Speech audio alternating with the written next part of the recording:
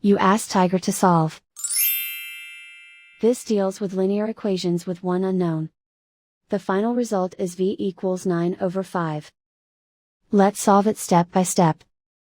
Group all constants on the right side of the equation. Subtract 5 from both sides. Simplify the arithmetic.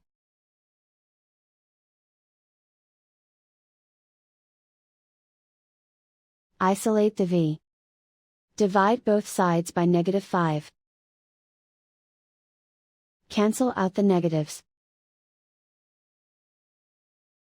Simplify the fraction. Cancel out the negatives. And so the final result is v equals 9/5.